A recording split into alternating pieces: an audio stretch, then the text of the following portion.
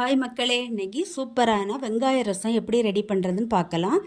துவரம்பருப்பை நல்லா அவிச்சு அரைச்சி எடுத்து வச்சுக்கலாம். தக்காளி பழம், சின்ன வெங்காயம், ஜீரகம், நல்ல மிளகு, கொஞ்சமாக புளிக்கரைசல், பூண்டு, பச்சை மிளகாய், இதை நம்ம மிக்சியில் அடித்து எடுத்துக்கலாம்.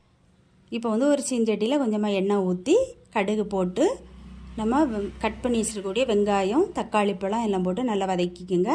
நல்லா வதங்கின அப்புறம் நம்ம அரைச்சி எடுத்து வச்சுருக்கக்கூடிய அந்த நல்ல மிளகு ஜீரக பொடியை நல்லா போட்டு வதக்கிட்டு அது நல்லா வதங்கின அப்புறம் நம்ம கரைச்சி வச்சுருக்க புளி கரைசலும் அரைச்சி எடுத்து வச்சுருக்க துவரம்பருப்பு போட்டு தேவைக்கு தண்ணி ஊற்றி கொஞ்சமாக மஞ்சப்பொடி, பெருங்காயத்தூள், உப்பு, மல்லி இலை போட்டு கொஞ்சம் நுர வந்தோடனே நம்ம இறக்கிற வேண்டியதான். சூப்பரான வெங்காய ரசம் ரெடி.